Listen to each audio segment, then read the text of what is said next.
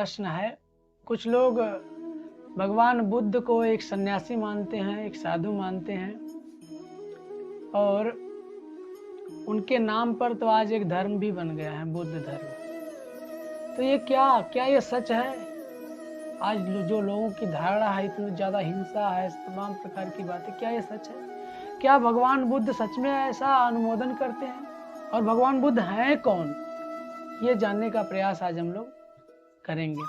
तो प्रमाण श्रीमद् भागवतम के प्रथम स्कंद के तीसरे अध्याय के 24 नंबर श्लोक में हम देख सकते हैं। बताया गया यहाँ पर, जहाँ भगवान के 24 प्रमुख अवतारों का वर्णन किया गया है। कहते हैं, ततः कलौ संप्रवृत्ते सम्मोहाय सुराद्विजः बुद्धौ नाम्ना अंजनसुतः कीकटेषु भविष्यति। यहाँ पर साफ साफ लिखा हुआ है कि तब श्री भगवान कृष्ण कलयुग के प्रारंभ में गया प्रांत में अंजना के पुत्र बुद्ध के रूप में उन मनुष्यों को मोहित करने हेतु प्रकट होंगे जो अश्रद्धालु हैं और जो श्रद्धालु आस्तिकों से ईर्ष्या करते हैं। तो भगवान क्यों आएंगे? श्री भगवान कृष्ण स्वयं है ना, 23वें अवतार के रूप में कलयुग में प्रकट होंगे। क्यों प्रकट होंगे?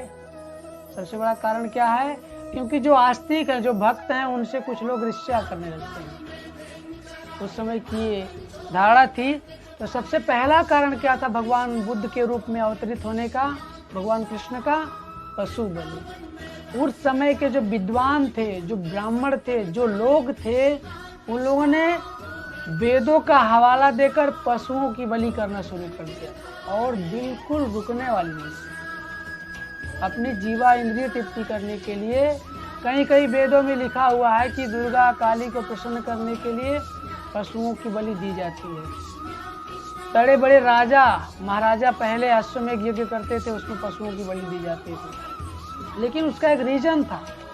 उस समय के जो ऋषि महात्मा थे, जो पशु बलि करवाते थे, उस पशु को तुरंत मनुष्य योनि दी जाती थी, इतना उनके पास तपोबल था। लेकिन कलयुग में ये सब तपोबल घट गया। तो क्या किया? उस वेदों में ऐसा लिखा हुआ, ऐसा बोलकर उन लोगों ने पशु बलि बहुत अधिक करना शुरू कर दिया। तो इसको रोकने के लिए भगवान बुद्ध का एक मूल सिद्धांत था, अहिंसा परमो धर्म। बिल्कुल कभी भी हिंसा को जोर नहीं दिया उन्होंने। आज उनके ही अनुयायी कितनी हिंसा कर रहे हैं, आप देख सकते हैं चाइना में, है ना। कोई भी ऐसा जीव नहीं होगा जो रेंगने वाला उठाकर वो लोग खा जाते हैं। पूर्ण रूप से हिंसक। दूसरा कारण क्या था? दूसरा कारण था कि वैदिक जो शास्त्र थी उसकी अवहेलना हो रही थी, है ना। और भगवान बुद्ध ने उतर कर इस धरती पर अवतरित होकर पूर्ण रूप से अवहेलना कर दी उस शास्त्र की। और क्या कहा उन्होंने? ये कर्म कांड विभाग के जितने भी वेद शास्त्र हैं उनको नहीं मानना चाहिए, ये सब बेकार है, ऐसा उन्होंने कहा, है ना। तो क्या हुआ? क्यों ऐसा कहा? भगवान जब धरती पर आकर कुछ नियम बदलते हैं तो उसके पीछे कुछ कारण होता है। उन्होंने इसलिए कहा ताकि ये लोग उसको भूल जाएंगे, और जिसका हवाला दे करके ये लोग पशु बलि कर रहे हैं वो रुक जाएगा। पशु बलि रोकने के लिए उन्होंने ऐसा किया।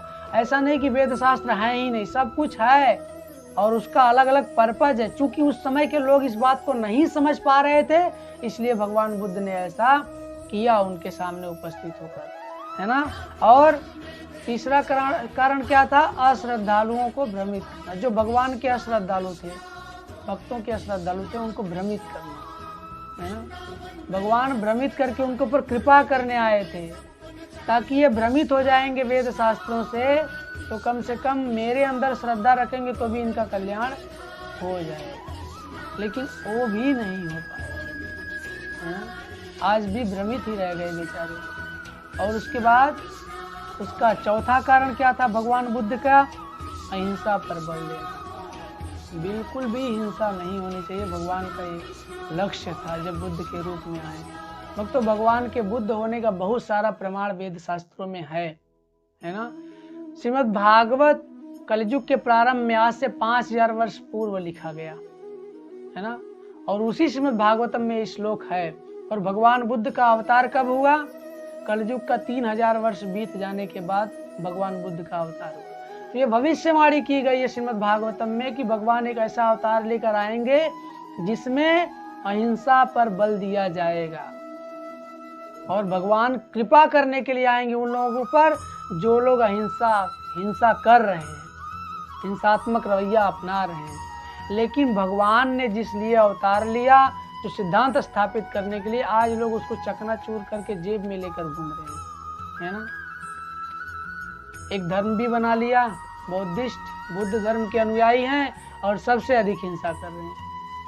तो कभी भी हमें देखना है कि भगवान इस धरती पर जब आते हैं तो उनके आने का कुछ कारण है, किसी न किसी प्रयोजन से आते हैं, और उस प्रयोजन सिद्ध करने के बाद भगवान पुनः यहाँ से चले जाते हैं। तो ये ध्यान रहे, वेद शास्त्र हैं, थे और रहेंगे, हम आते जाते रहेंगे। हमारे ऐसे कितने कीट पतंग आए और चले गए।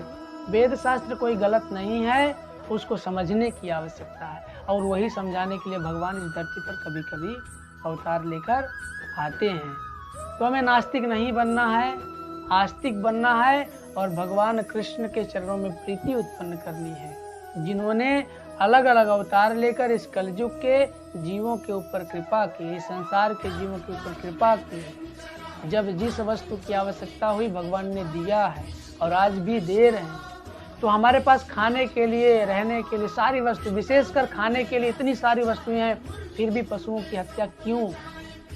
इसलिए रोकना चाहिए और रुकना चाहिए, अपने आप को सोचना चाहिए कि हम जो कर रहे हैं वो कितना गलत है, और गलत का दंड गलत ही होता है। इसलिए आप सबसे प्रार्थना है कि इन सब कार्यों में न फंसें, अपने आप को, अपने समय को भगवान की सेवा में लगाने का प्रयास करें।